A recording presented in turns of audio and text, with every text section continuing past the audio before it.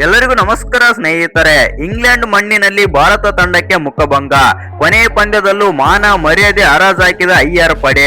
ಇನ್ನು ನಮ್ಮ ಭಾರತ ತಂಡ 5ನೇ T20 ಪಂದ್ಯದಲ್ಲೂ ಕೂಡ ಹೀನಾಯವಾಗಿ ಸೋತ ಬಳಿಕ ನಮ್ಮ ಭಾರತ ಮಾಜಿ ದಿಗ್ಗಜ ಆಟಗಾರರಾಗಿರುವಂತ ವೀರೇಂದ್ರ ಸೆಹ್ವಾಗ್ ಮತ್ತು ಸಚಿನ್ ತೆಂಡೂಲ್ಕರ್ ಅವರು ಭಾರತಕ್ಕೆ ಬೈದು ಬೆಂಡಿತ್ತಿದ್ದಾರೆ. ಅಷ್ಟಕ್ಕೂ ಏನೆಲ್ಲ ಮಾತನಾಡಿದ್ದಾರೆ ವೀರೇಂದ್ರ ಸೆಹ್ವಾಗ್ ಮತ್ತು ಸಚಿನ್ ತೆಂಡೂಲ್ಕರ್ ನಮ್ಮ ಭಾರತ ತಂಡದ ಬಗ್ಗೆ ಅಂತ ತಿಳ್ಕೊಂಬರೋಣ ಬನ್ನಿ. ಅದಕ್ಕಿಂತ ಮುಂಚೆ ನೀವೇನಾದ್ರೂ ಚಾನಲ್ಗೆ ಸಬ್ಸ್ಕ್ರೈಬ್ ಮಾಡ್ಕೊಳ್ಳೋದು ಹಾಗೆ ನೋಡ್ತಿದ್ರೆ ಸಬ್ಸ್ಕ್ರೈಬ್ ಮಾಡ್ಕೊಂಡು ಬೆಲ್ ಐಕಾನ್ ಅನ್ನ ಆಲ್ ಇಟ್ಕೊಳ್ಳಿ. ಹಾಗೆ ನಮ್ಮ ಟೀಮ್ ಇಂಡಿಯಾದ ಬಗ್ಗೆ ನಿಮ್ಗೆ ಏನೆಲ್ಲ ಅನ್ಸುತ್ತೆ ಅಂತ ಕಮೆಂಟ್ ಬಾಕ್ಸ್ ನಲ್ಲಿ ಕಮೆಂಟ್ ಮಾಡೋದನ್ನ ಮರಿಬೇಡಿ. ಇಂಗ್ಲೆಂಡ್ ವಿರುದ್ಧದ 5ನೇ ಹಾಗೂ ಅಂತಿಮ T20 ಪಂದ್ಯದಲ್ಲಿ ಕನಿಷ್ಠ ಗೌರವದ ಗೆಲುವಿಗಾಗಿ ಹೋರಾಡಬೇಕಿದ್ದ ಶ್ರೇಯಸ್ ಅಯ್ಯರ್ ಪಡೆ ಸರ್ವಪತನ ಆದರೆ ಖಂಡಿತ ಮೈದಾನದಲ್ಲಿ. ಹೌದು ಸ್ನೇಹಿತರೆ, ಹೀನಾಯವಾಗಿ ಮಣ್ಣು ಮುಕ್ಕುವ ಮೂಲಕ ಇಡೀ ಸರಣಿಯಲ್ಲಿ ಬರೋಬ್ಬರಿ 5.0 ವೈಟ್ ವಾಸ್ ಆದರೆ ಮುಖಭಂಗಕ್ಕೆ ಒಳಗಾಗಿದೆ.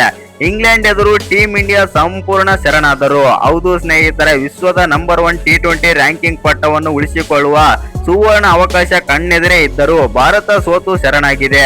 ಇದರಿಂದ ರ್ಯಾಂಕಿಂಗ್ ಸ್ಥಾನಕ್ಕೆ ಕುತ್ತು ಕೂಡ ಬಂದಿದೆ. ಇನ್ನು ಮೊದಲು ಬ್ಯಾಟಿಂಗ್ ಮಾಡಿದ ಇಂಗ್ಲೆಂಡ್ ತಂಡ ಭಾರತದ ಬೌಲಿಂಗ್ ಲೈನ್ ಅಪ್ ಅನ್ನು ಅಕ್ಷರಾಂಶ ಧೂಳಿಪಟ ಮಾಡಿತು. ನಿಗದಿತ 20 ಓವರ್ಗಳಲ್ಲಿ ಇಂಗ್ಲೆಂಡ್ ಬರೋಬ್ಬರಿ 3 ವಿಕೆಟ್ ಕಳ್ಕೊಂಡು 257 ರನ್ ಆದ್ರೆ ಹೊಡಿತಾರೆ.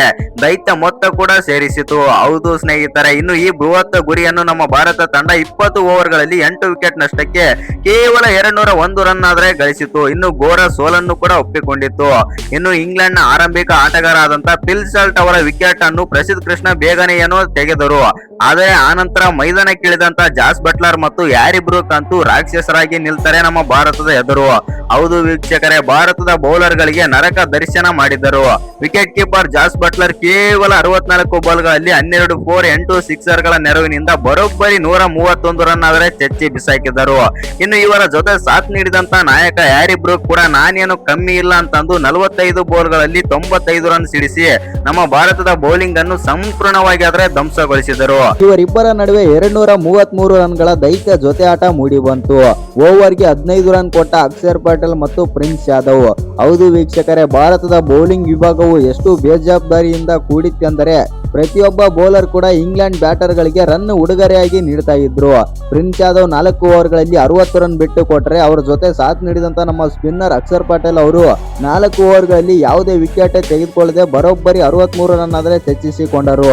ಇವರ ಎಕಾನಮಿ ರೇಟ್ 15ಕ್ಕೂ ಹೆಚ್ಚಿತ್ತು. ಅನಂತರ ಕೊನೆಯಲ್ಲಿ ಶಿವಂ ದುಬೆ ಒಂದೇ ಓವರ್ ನಲ್ಲಿ 22 ರನ್ ನೀಡಿ 2 ವಿಕೆಟ್ ಪಡೆದಿದ್ದಾದರೂ ಅಷ್ಟರಲ್ಲೇ ಇಂಗ್ಲೆಂಡ್ ರನ್ ರೇಟ್ ಮುಗಿಲಿಗೆ ಮುಟ್ಟಿತ್ತು.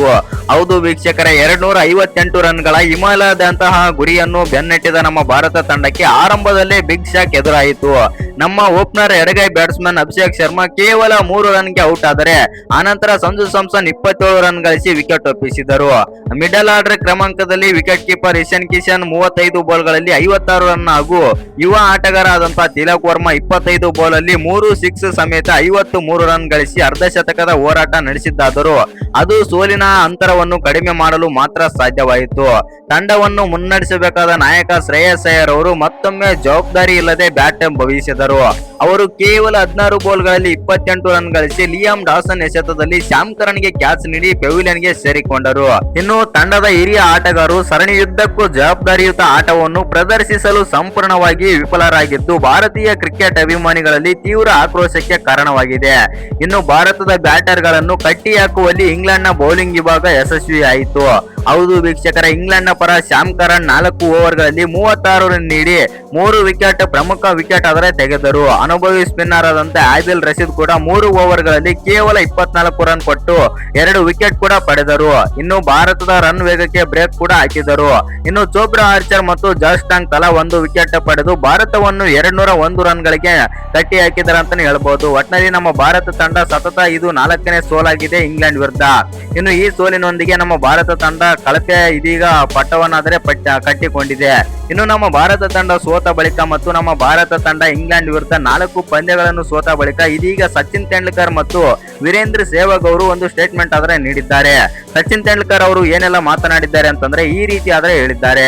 ಭಾರತ ತಂಡ ಈ ರೀತಿ ಆಡ್ತಾ ಇರೋದು ನೋಡಿದ್ರೆ ನನಗೆ ಸ್ವಲ್ಪ ಬೇಜಾರಾದ್ರೆ ಆಗುತ್ತೆ. ಏಕೆಂದರೆ ನಾನು ಮೊದಲೇ ಹೇಳಿದ್ದೇನೆ, IPL ಅಲ್ಲಿ ಫ್ಲಾಟ್ ಪಿಚಸ್ ಬೇಡ ಮತ್ತು IPL ಅಲ್ಲಿ ಒಳ್ಳೆಯ ನಾರ್ಮಲ್ ಪಿಚಸ್ ನೀವು ಕೊಡ್ರಿ. ಏಕೆಂದರೆ ಬ್ಯಾಟರ್ಗೂ ಅನುಕೂಲ ಆಗಿರ್ಬೇಕು ಮತ್ತು ಬೌಲರ್ ಗಳಿಗೂ ಅನುಕೂಲ ಆಗಿರ್ಬೇಕು. ಆ ಕಾರಣದಿಂದಾಗಿ ನೀವು ಫ್ಲಾಟ್ ಪಿಚಸ್ ಎಲ್ಲ ಮಾಡಿದ್ರೆ ಇಲ್ಲಿ ನಮ್ಮ ಆಟಗಾರರಿಗೆ ಆಡಲು ಮುಂದೆ ಬರುವುದಿಲ್ಲ ಮತ್ತು ಬೇರೆ ದೇಶಗಳಿಗೆ ಹೋದಾಗ ತುಂಬಾನೇ ಕಷ್ಟ ಪಡ್ತಾರಂತ ನಾನು ಆವಾಗ್ಲೇ ಹೇಳಿದ್ದೆ. ಆ ಕಾರಣದಿಂದಾಗಿ ಇದೀಗ ಸಂಭವಿಸಿದೆ ಮತ್ತು ತಂಡ ಕೂಡ ಸೋತಿದೆ. ಇನ್ನು IPL ಅಲ್ಲಿ ಇಂಪ್ಯಾಕ್ಟ್ ಪ್ಲೇಯರ್ ಕೂಡ ನೀವು ತೆಗೆದು ಬಿಸಾಕಿ ಎಂದು ಸಚಿನ್ ತೆಂಡೂಲ್ಕರ್ ಅವರು ಒಂದು ಆಕ್ರೋಶ ಆದ್ರೆ ಹೊರ ಹಾಕಿದ್ದಾರೆ. ಹೌದು ಸ್ನೇಹಿತರೆ, ನಮ್ಮ ಭಾರತ ತಂಡ ಈ ರೀತಿ ಕಳಪೆ ಆಗಿ ಕಾಣ್ತಾ ಇರೋದನ್ನು ನೋಡಿ ಸಚಿನ್ ತೆಂಡೂಲ್ಕರ್ ಅವರೇ ಒಂದು ಬಿಗ್ ಸ್ಟೇಟ್ಮೆಂಟ್ ಆದ್ರೆ ನೀಡಿದ್ದಾರೆ. ಇನ್ನು ವೀರೇಂದ್ರ ಸೆಹ್ವಾಗ್ ಅವರು ಕೂಡ ಒಂದು ಸ್ಟೇಟ್ಮೆಂಟ್ ಆದ್ರೆ ನೀಡಿದ್ದಾರೆ. ನಮ್ಮ ಭಾರತದ ಆಟಗಾರರಲ್ಲಿ ಎಲ್ಲ ಸಾಮರ್ಥ್ಯ ಕೂಡ ಇದೆ, ಆದರೆ ಅವರಿಗೆ ಪಿಚ್ ಆದ್ರೆ ಸೆಟ್ ಆಗ್ತಾ ಇಲ್ಲ. ಏಕೆಂದ್ರೆ ಭಾರತದ ಪಿಚ್ ಗಳೇ ಬೇರೆ ಮತ್ತು ಇಂಗ್ಲೆಂಡ್ ಮತ್ತು ಬೇರೆ ಬೇರೆ ದೇಶಗಳಲ್ಲಿ ಬೇರೆ ಪಿಚ್ ಗಳಾದ್ರೆ ಇರುತ್ತೆ. ಆ ಕಾರಣದಿಂದಾಗಿ ಭಾರತದಲ್ಲಿ ಇರುವಂತಹ ಫ್ಲಾಟ್ ಟ್ರ್ಯಾಕ್ ಪಿಚ್ ಗಳನ್ನ ತೆಗೆದು ಹಾಕ್ಬೇಕಂತಂದು ಇದೀಗ ಸೆಹ್ವಾಗ್ ಅವರು ಕೂಡ ಒಂದು ಸ್ಟೇಟ್ಮೆಂಟ್ ಆದ್ರೆ ನೀಡಿದ್ದಾರೆ. ಹೌದು, ಭಾರತ ತಂಡ ಸೋತಿದೆ, ಇಲ್ಲ ಅಂತ ಹೇಳುವುದಿಲ್ಲ. ಬರುವಂತಹ ಪಂದ್ಯಗಳಲ್ಲಿ ನಮ್ಮ ಭಾರತ ತಂಡ ಗೆಲ್ಲುತ್ತೆ ಮತ್ತು ನನಗೆ ಆತ್ಮವಿಶ್ವಾಸವಿದೆ ಎಂದು ಸೆಹ್ವಾಗ್ ಅವರು ಒಂದು ಸ್ಟೇಟ್ಮೆಂಟ್ ಆದ್ರೆ ನೀಡಿದ್ದಾರೆ. ಇನ್ನು ಈ ವಿಡಿಯೋ ಇಷ್ಟ ಆಗಿದ್ರೆ ಒಂದು ಲೈಕ್ ಮಾಡಿ, ಶೇರ್ ಮಾಡಿ. ಹಾಗೆ ಇನ್ನು ಯಾರ ಚಾನಲ್ಗೆ ಸಬ್ಸ್ಕ್ರೈಬ್ ಮಾಡ್ಕೊಂಡಿಲ್ಲ, ಸಬ್ಸ್ಕ್ರೈಬ್ ಮಾಡ್ಕೊಂಡು ಬೆಲ್ ಐಕನ್ ಅನ್ನ ಆಲ್ ಇಟ್ಕೊಳ್ಳಿ. ಹಾಗೆ ಮರಿದೆ ವಿಡಿಯೋಗೆ ಒಂದು ಲೈಕ್ ಕೊಡೋದನ್ನ ಕೂಡ ಮರಿಬೇಡಿ.